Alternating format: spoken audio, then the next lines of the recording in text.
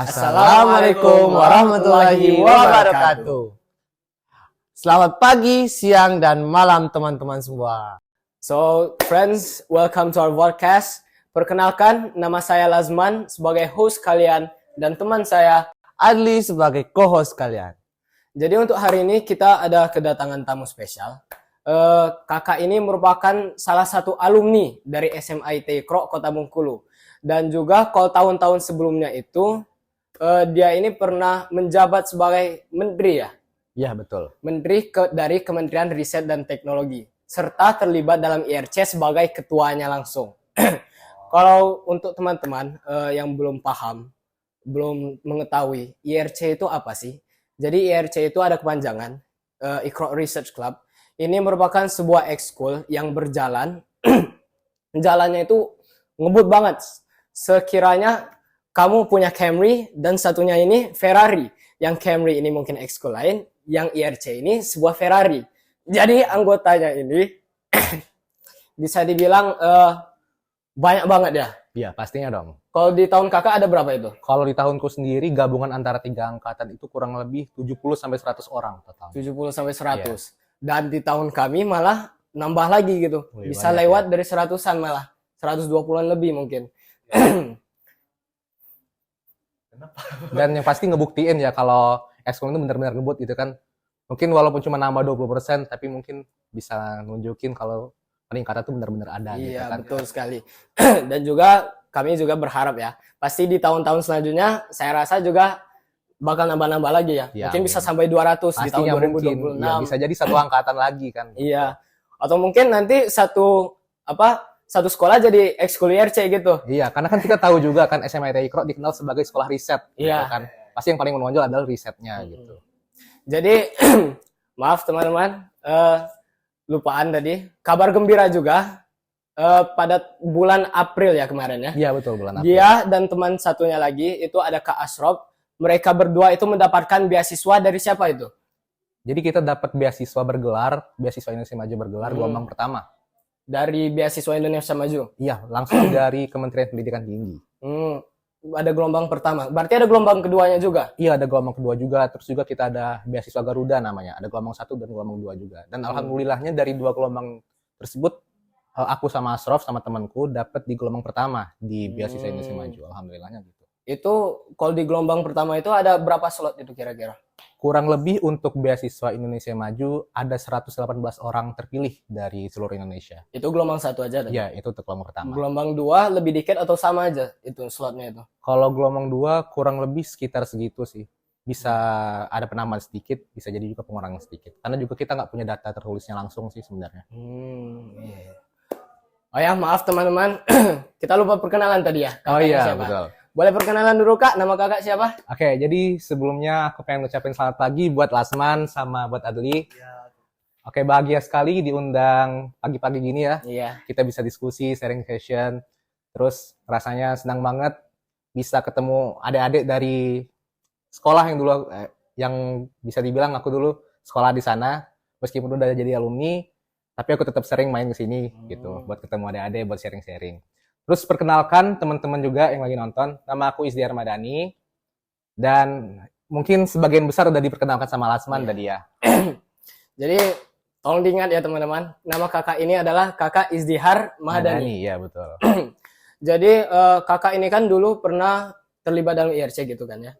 Yang jelas pernah melakukan riset sendiri. Pastinya pernah. Itu sendiri atau dengan tim gitu? Sendiri pernah, dengan tim juga pernah, kolaborasi intinya. Kalau boleh tahu riset kakak itu pernah melakukan riset apa aja sih gitu? Oke, aku izin jawab ya. Jadi selama 3 tahun aku di SMIT Iqra dan tergabung di Iqra Research Club sendiri, aku udah punya kurang lebih 3 judul untuk penelitian. Yang mana bisa dibilang nggak karena aku sendiri sih. Ada tim yang emang terdiri dari 2 orang, ada yang terdiri dari 5 orang. Dan sampai saat ini kurang lebih aku udah kolaborasi dengan sekitar 6 hingga 7 orang untuk tim itu sendiri. Dan alhamdulillah juga dari 3 judul yang aku angkat ini, semuanya udah bisa dilombakan ke tingkat nasional, bahkan tingkat internasional. Gitu. Kalau boleh tahu, kakak itu boleh cukup ceritakan satu-satunya aja ya. Kayak misal itu mendapatkan ide risetnya itu dari mana? Oke, jadi gimana aku dapetin ide sehingga aku bisa naikin judul itu ya maksudnya? Iya, Oke, jadi untuk judul sendiri itu banyak ya dapatnya. Ide-ide itu yang namanya ide pasti banyak. Bisa didapat dari orang terdekat, bisa didapat juga dari um, observasi kita. Mungkin Adli sendiri sebagai anggota riset ya, tergabung dalam anggota riset sendiri juga. Mungkin pernah nggak dapat ide-ide dari sekitar misal, dari ngeliat lingkungan sekitar? Ya, ada. Pernah ya? Oke. Pernah. Jadi aku sendiri dominan dapat ide itu dari observasi. Jadi misal aku ngelihat satu isu sosial, kemudian aku lihat isu lingkungan, dan tergerak nih, bukan cuma karena dalam otak doang, tapi dari hati juga kadang. Kita pengen gimana sih caranya biar kita bisa ngasih impact ke orang banyak kayak gitu. Jadi secara proses kan itu pernah 3 penelitian ya. Dalam satu penelitian itu prosesnya itu kira-kira berapa lama dan seberapa payah prosesnya itu untuk melakukan penelitian itu. Oke. Jadi mungkin sebenarnya aku punya 3 penelitian ya, tapi aku angkat dari yang paling pertama aku pernah naikin aja ya. Boleh. Jadi prosesnya itu sama kayak teman-teman yang lain, kan teman-teman juga anggota riset ya. Mungkin sekitar berbulan-bulan ya, mulai dari kita bikin kerangka, kemudian kita menentukan judul, kemudian kita observasi, sampai kita ngelihat hasilnya gitu kan. Dan sama, itu juga aku lewatin teman-teman. Mulai dari aku penentuan judul, kemudian aku penelitian, terus berkolaborasi dengan teman-teman yang lain juga. Terus kalau ditanya, antara 3 ini apakah prosesnya sama? Aku bakal jawab prosesnya sama dan prosesnya juga beda. Apa yang sama? Samanya seperti yang tadi aku bilang, kerangkanya sama, urut-urutannya dan sistematisnya sama. Tapi apa yang beda? Yang beda itu adalah interaksi, komunikasi, dan kolaborasi dengan teman-teman yang ada di sana. Kayak misal tadi kan aku bilang ada sekitar 7 orang ya aku udah kolaborasi dengan teman-teman. Dan tiap-tiap orang pasti punya latar belakang yang berbeda, punya cara komunikasi dan interaksi yang berbeda. Dan alhamdulillah dengan adanya aku terlibat dalam 3 judul penelitian ini, aku bisa ngembangin soft skill aku gitu. Aku bisa manage waktu, aku bisa berkenal dengan orang banyak, kemudian nambah relasi juga. Dan salah satu yang paling penting juga, kita kan dibina ya sama guru-guru yang ada di Eskul Riset. Dan pasti ngerasain sendiri kan, kalau dengan dibina itu, dengan dibimbing itu, kita bakal ngerasain yang namanya peningkatan dan beda banget sih gitu. Ya. Dalam itu kakak pernah 3 penelitian kan ya tadi kan ya?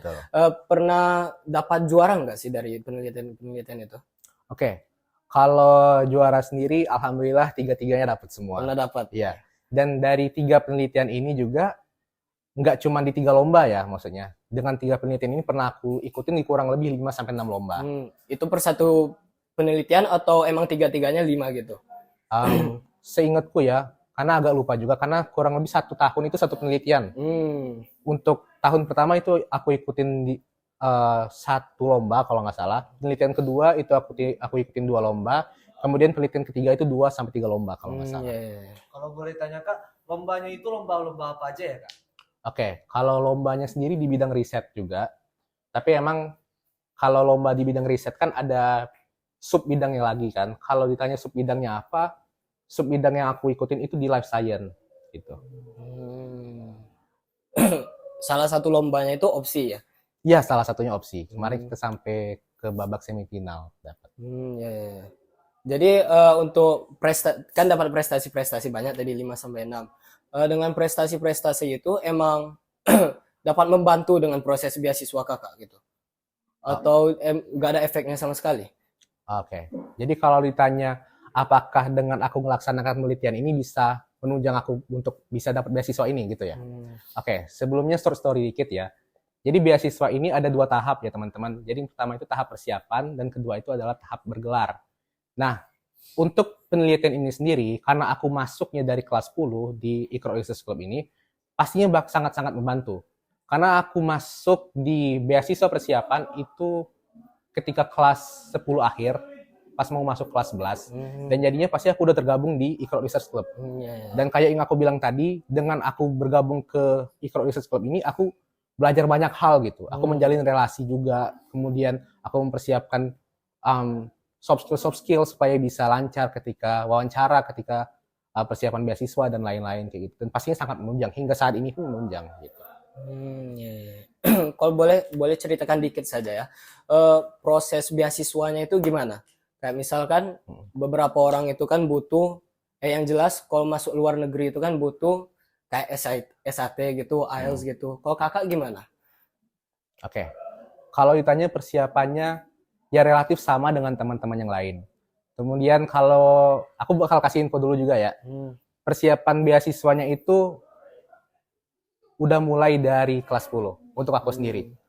Walaupun aku bilang tadi kan beasiswanya ada beasiswa persiapan, ada beasiswa bergelar. Tapi untuk masuk ke beasiswa persiapannya aja itu harus ada persiapan juga dari diri sendiri. Dan itu persiapannya itu bisa dalam contoh kayak buat esai sendiri gitu. Ya, betul. Jadi untuk pendaftaran ke beasiswa pertama itu, beasiswa bergelar itu, kita disuruh bikin essay. Kemudian upload beberapa dokumen pendukung gitu. Kemudian pas masuk di tahap wawancara, kita juga melanjutin sesi wawancara dengan beberapa pakar-pakar, kemudian dinilai. Dan setelah itu baru kita masuk ke tahap persiapan karena udah dinyatakan lulus gitu, alhamdulillah. Oh, jadi sebelumnya itu ada seleksi dulu baru ke persiapan. Iya, ada seleksi dulu dan kurang lebih ada sekitar berapa ribu siswa di seluruh Indonesia dan diambilnya kurang lebih sekitar 300 orang. Kakak lolos dalam situ. Iya, alhamdulillahnya. Alhamdulillah. Dan apa namanya tuh persiapannya itu emang dia tuh persiapan gimana? Apa dia kayak ngajar-ngajar online gitu atau gimana? Oke, jadi kita fokuskan ke beasiswa persiapan dulu ya. Jadi apa yang dimaksud dengan beasiswa persiapan dan apa bedanya dengan beasiswa bergelar? Nanti bergelar kita akan bahas di akhir mungkin ya. Iya. Untuk beasiswa persiapan sendiri itu intinya kita bakal disiapin selama 1 tahun supaya kita bisa daftar di universitas yang kita inginkan gitu. Jadi selama 1 tahun kita dikasih bimbel bahasa Inggris, SIT, kemudian ada pembekalan, bela negara dan lain-lain. Kemudian setelah selesai 1 tahun masa persiapan itu, kita baru bisa mendaftar ke kampus namanya. Dan kampus itu banyak. Yang pasti di seluruhnya ada ribuan ya kampus gitu. Kalaupun kita diterima di 5 kampus, di 10 kampus, bahkan 20 kampus, nanti baru kita bisa apply ke yang namanya beasiswa bergelar. Dan di beasiswa bergelar ini kita cuma boleh upload 1 LOA. Dan kalau kita lulus, ya kita dapatkan beasiswa plus kita dapat kampusnya gitu. Jadi kakak kemarin dapat berapa LOE? Ada 10-an lebih? Kurang lebih 10 totalnya, termasuk dalam negeri juga. Ya. LOE-nya itu, kalau kakak kemarin daftar LOE yang mana untuk masuk ngajuin ke beasiswa bergelar itu? Oke, jadi sekalian info buat teman-teman ya. Mungkin ada teman-teman juga yang nanya, dapat 10 LOE nih, apakah bisa diupload semua? Apakah maksudnya bisa sekolah di 10 kampus gitu kan? Ya pastinya enggak dong. Walaupun kita dapat 10 LOE, kita dapat 20 LOE, tetap yang bisa kita up dan kita sekolah di sana itu cuma 1. Jadi kemarin info aku dapat 9 di luar negeri plus 1 di dalam negeri. Dan dari 9 itu aku seleksi lagi nih, kira-kira mana yang cocok buat aku upload biar bisa diterima di beasiswa bergelar gitu. Dan alhamdulillahnya aku pilih di University of Toronto, majornya itu di Rothman Commerce. Itu major apa itu? Oke, mungkin bagi yang belum tahu, Rothman Commerce itu bisa dibilang kayak sekolah bisnisnya di Toronto gitu. Jadi fokusnya ke spesialis nanti. Dan kenapa aku pilih major itu? Karena memang kalau aku rankingkan ya, kalau aku seleksi lagi dari 9 universitas, yang mana majornya aku diterima beda-beda, yang paling masuk ke passion aku itu ada di University of Toronto, di Rothman Commerce. Kemudian juga salah satu syarat biar diterima di beasiswa itu adalah ranking universitas. Jadi semakin tinggi ranking universitas, maka semakin besar kesempatan kita untuk masuk. Dan University of Toronto sendiri menduduki ranking 21 terbaik di dunia ya. Kemudian juga program yang aku ikutin tuh bisa dibilang agak beda dengan program-program yang lain. Bisa dibilang rating lebih tinggi. Dan bahkan persentasenya lebih kecil dibandingkan program-program yang lain untuk bisa masuk ke sana.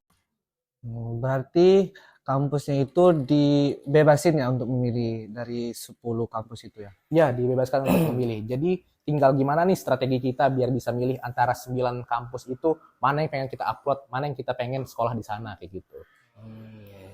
Untuk selama apa namanya tuh? Selama proses kan juga dapat beasiswa kan? sekolah itu dapat ngasih support yang tepat atau gimana gitu? Oke. Jujur-jujuran ya, alhamdulillah selama 3 tahun ini, bahkan sampai detik ini, sekolah tuh benar-benar support. Mulai dari dokumen, persiapan, dan lain-lain. Dan bahkan nggak cuma terbatas di dokumen doang ya teman-teman, tapi benar-benar guru-guru di sini itu mensupport semua. Mulai dari bisa dibilang mental kita dibentuk di sini. Kemudian kalau kita butuh sharing session gitu, kita bisa sharing ke guru-guru yang lain. Kemudian selain guru-guru juga kita punya lingkungan yang bagus banget, teman-teman. Lingkungannya benar-benar suportif antara satu teman dengan teman-teman yang lain kayak gitu. Kalau kakak mendapatkan ide untuk pergi dapat beasiswa ke luar negeri itu kan persiapannya itu kan ada di kelas 10 kan kakak kan sudah mulai membuat esai apa separuh.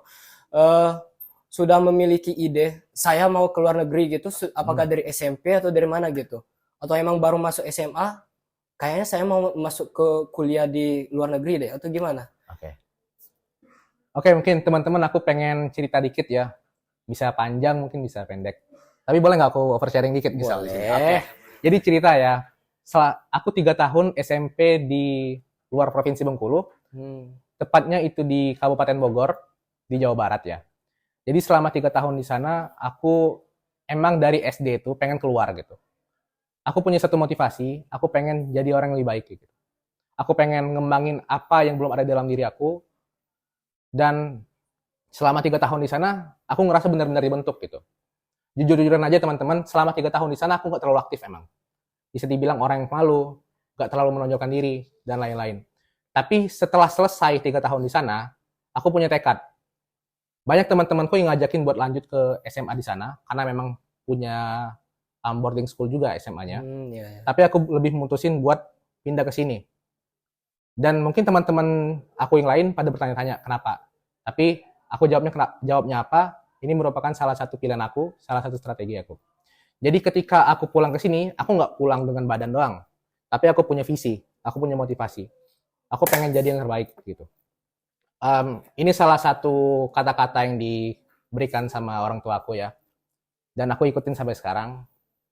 Mungkin kalau dari POV teman-teman bisa nangkapnya beda, tapi ini dari POV aku. Jadi kata-katanya adalah lebih baik jadi kepala semut dibandingkan jadi ekor gajah. Apa maksudnya teman-teman? Jadi lebih baik kita di satu tempat yang nggak terlalu menonjol, nggak terlalu bisa dibilang dibandingkan yang lain, nggak terlalu tinggi ratingnya dan lain-lain, tapi kita di situ bersinar kayak gitu. Tapi bukan aku bermaksud ngebilang kayak membandingkan antara satu tempat dengan tempat yang lain. Bukan berarti kita ini di bawah gitu ya? Iya, bukan. Tapi intinya aku pengen bilang kayak peluang itu selalu ada. Tinggal gimana kita carinya. Dan lagi ketika aku pulang, selama beberapa bulan sebelum MPLS kelas 10, itu aku benar-benar belajar gitu. Aku baca banyak buku, aku baca banyak jurnal, makalah, dan lain-lain. Gimana caranya buat jadi orang lebih baik kayak gitu. Dan kalau ditanya apakah berhasil semuanya, tentu tidak teman-teman. Ada yang gagal, ada juga yang terkendala di motivasi, ada yang mungkin di dalam otak kita baik kayak gitu, tapi ternyata setelah dieksekusi gagal. Tapi meskipun gagal bukan berarti itu akhirnya. Aku tetap coba lagi, aku tetap berusaha buat improve gitu. Karena emang motivasi aku dari awal itu pengen jadi lebih baik lagi. Kemudian dari kelas 10 juga aku udah mikir, ketika orang baru masuk SMA nih, aku udah mikir buat gimana kuliah nanti kayak gitu. Termasuk ketika aku masih SD, aku udah mikir gimana SMA nanti kayak gitu. Jadi ketika udah masuk SMA, aku udah mikirin gimana sih biar aku bisa dapat di kampus terbaik kayak gitu. Aku bahkan mikirin gimana bisa masuk ke top 10, ke top 20, bahkan top 50 di dunia kayak gitu. Jadi bukan cuma terpaku di dalam negeri. Indonesia saja. Ya. Jadi selama di kelas 10 itu aku cari peluang, aku cari info, beasiswa, kemudian aku dengar dari kakak tingkat, sharing-sharing, gimana caranya buat bisa dapat kampus yang terbaik kayak gitu. Tapi emang kakak mengenal University of Toronto itu dari awal atau gimana? Kayak misal sebenarnya kakak itu malah lebih pengen kayak masuk di Harvard gitu atau di Oxford. Tapi ya wallahu alam kita keterimanya di Toronto gitu. Emang dari awal di Toronto, emang sejak awal kenal Toronto dan ingin di Toronto, atau sebenarnya ada pilihan lain yang sebenarnya lebih baik daripada itu? Oke. Jadi seperti pepatah orang lama ya. Gantungkan mimpimu setinggi langit kayak gitu. Dan pastinya ya, kalaupun nggak mungkin, tetap aja aku bermimpi buat ke yang paling baik kayak gitu. Aku bermimpi untuk masuk ke Harvard, Oxford, Cambridge dan lain-lain ya. Tapi bukan berarti aku nggak pernah ngeliat dan ngelirik Toronto ya, karena emang rankingnya tinggi, ada di list dan bisa dibilang 100 universitas di situ yang ada di dalam ranking dunia itu aku dalamin satu-satu. Aku cari detailnya. Kira-kira aku cocok di mana. Makanya juga kenapa aku nggak terfokus sama satu LOA doang. Jadi ketika aku diterima di 9 kampus itu, kenapa aku bisa diterima di 9 kampus? Karena aku cari info terus.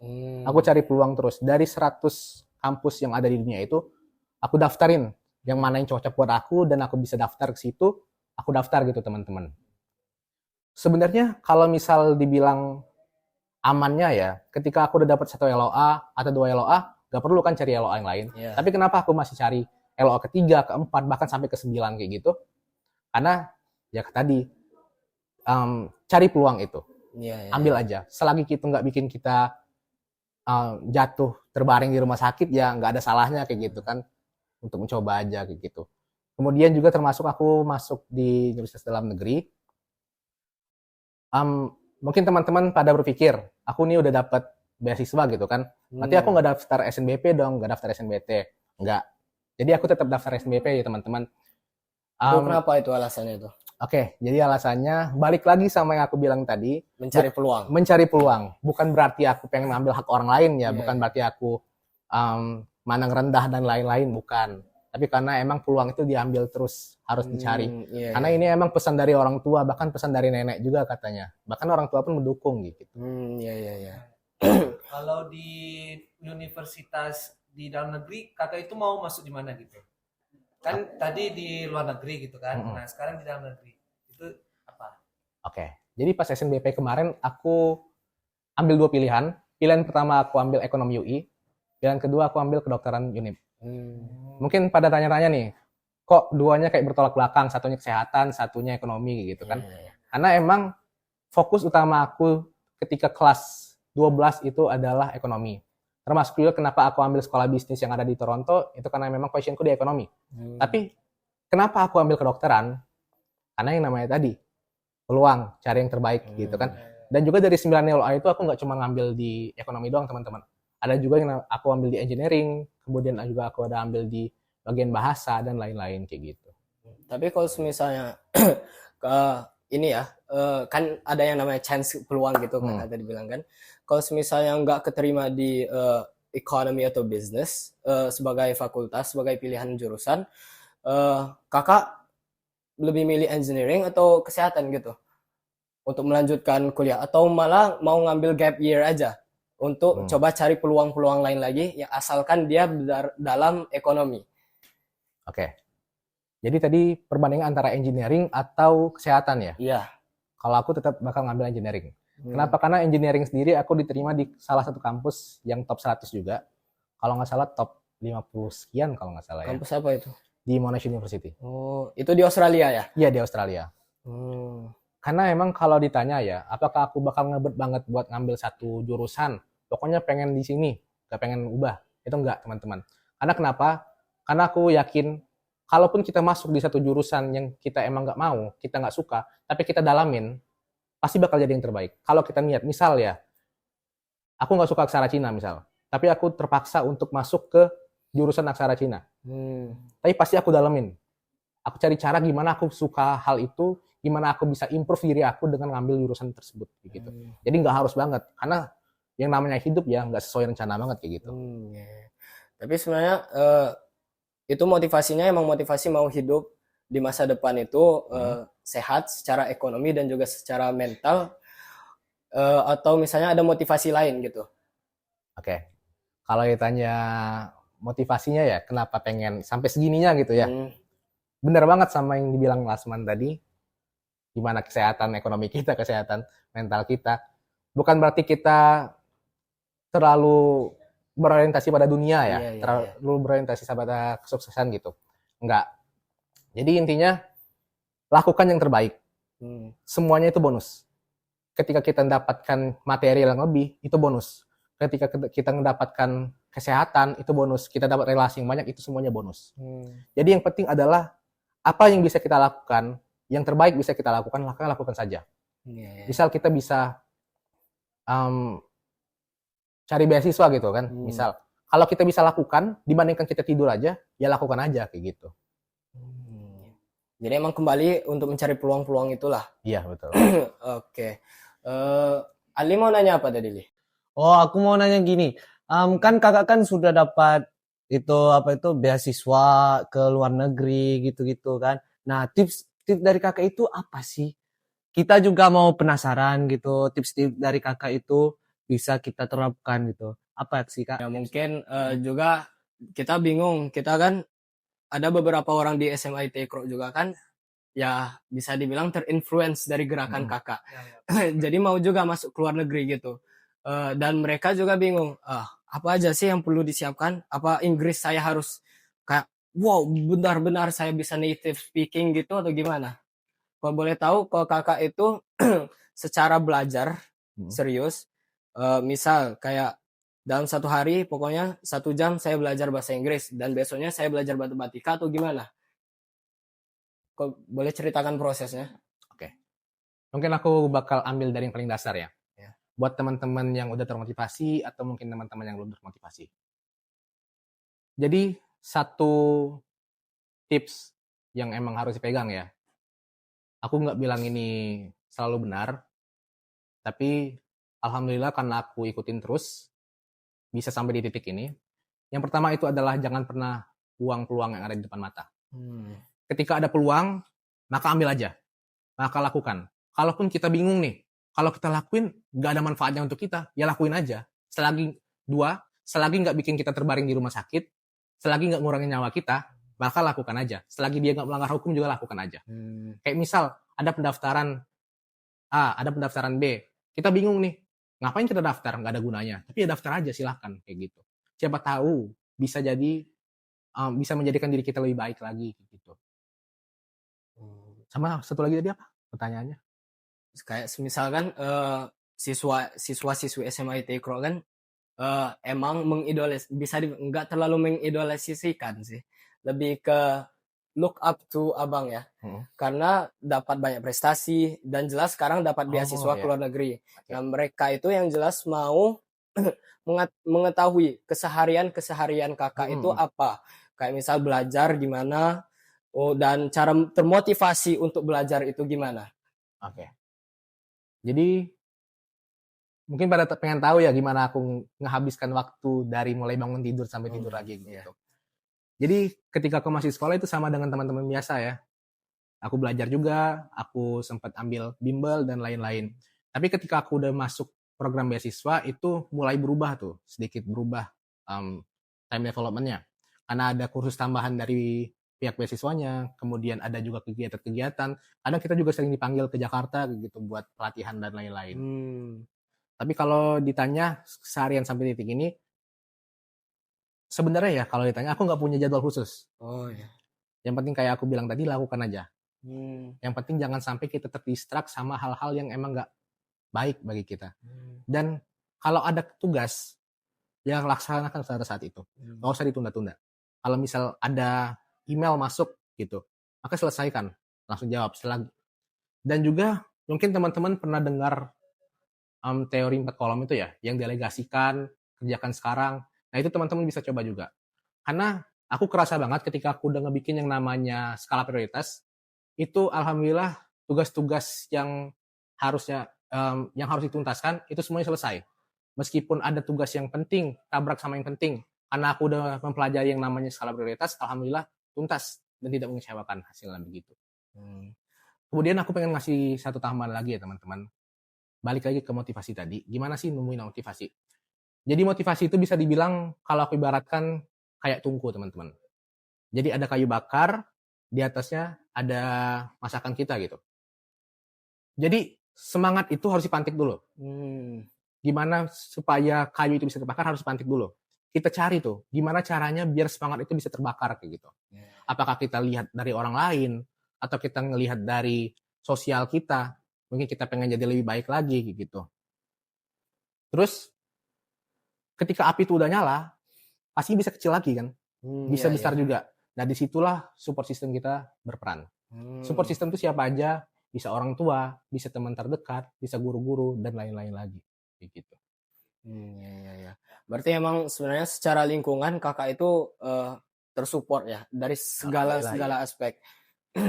Kak Ali ada mau pertanyaan? Oh ya, tadi kan Hmm. kakak kan persiapannya dari SMP itu kan. Iya betul. Nah, kalau Adli ini baru sekarang nih mau persiapan. Hmm. Telat nggak kalau menurut kakak? Oke. Jadi nggak ada yang namanya telat ya guys. Mau udah tua aja masih banyak peluang itu. Apalagi kita masih muda kan, masih SMA. Iya, iya. Jadi intinya apa adalah kita harus tajamkan mata kita. Kita lihat setiap peluang yang ada. Ketika kamu lihat ada beasiswa A kebuka, langsung daftar. Ada lomba A yang terbuka, kamu ngerasa aku nggak terlalu cakap, tapi aku bisa di lomba ini, maka daftar aja. Nggak apa-apa, ambil aja peluang itu.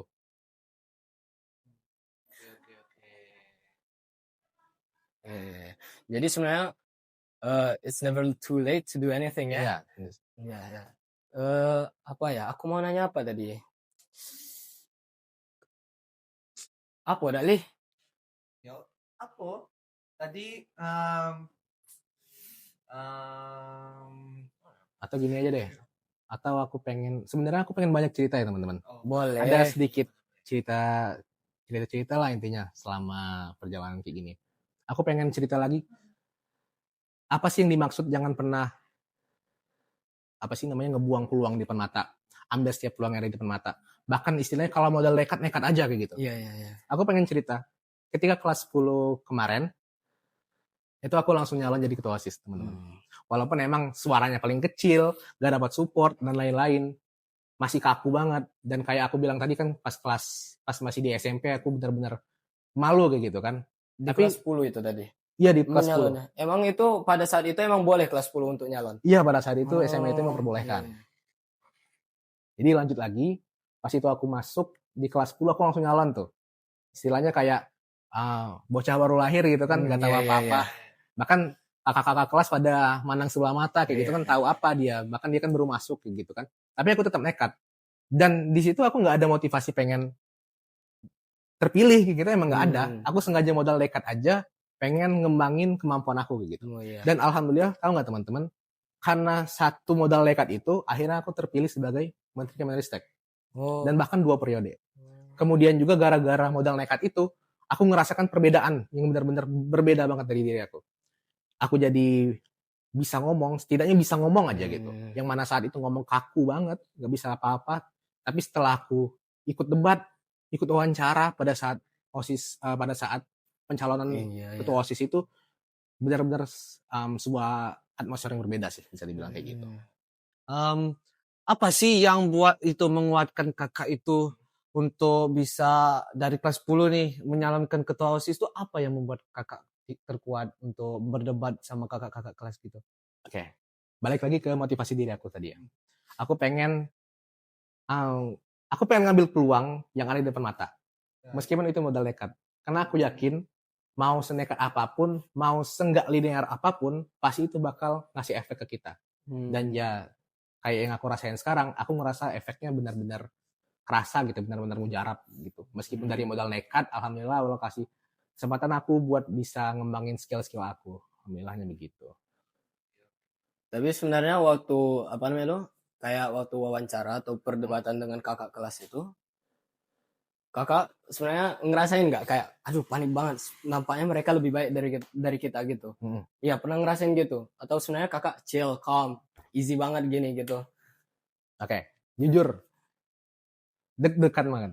Bahkan dulu setiap aku ngobrol sama orang, ketika aku wawancara, jantung aku tuh nggak pernah bisa berhenti detak gitu. Kayak dalam tekanan terus. Tapi alhamdulillah setelah diulang-ulang, terus dicoba lagi gitu kan, jadi terbiasa, jadi karakter setiap hari, ya alhamdulillah jadi sesuatu yang baik bagi diri aku sendiri. Dan aku mau pengen pesan ke teman-teman yang mungkin ngerasa dirinya pemalu atau nggak berani buat ngomong kayak gitu. Cara buat break itu semua, mutusin rantai itu semua adalah coba aja. Silakan paksa diri kamu. Jangan biarkan logika kamu berpikir. Lakukan aja. Buat semuanya spontan kayak gitu.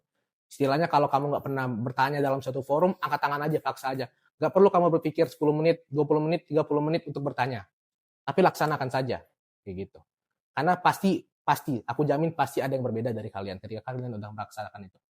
Dan semua proses itu menghasilkan ngedeveloping karakter kakak gitu. Iya, betul sekali. Sepertinya waktu kita cukup ya, sudah Iya, melampaui cukup batas ya. Oh iya iya iya. Padahal banyak banget yang mau ditanyakan ya kan, tapi waktu sudah membatasi. Apalagi saya sebenarnya ingin tahu banget apa saja, kayak misal di wawancara BIM itu ditanyain apa aja gitu kan. Iya, betul. Tapi kebetulan waktu kita sudah mau habis, mungkin kita cukupkan di sini saja ya. Semoga kita juga dapat bertemu di lain kali juga ya Kak. Siap. Oke, teman-teman. I'm Lazman as your host. And Adli sebagai co-host. See you next time. Thank you for watching. Thank you. Dadah. Dadah.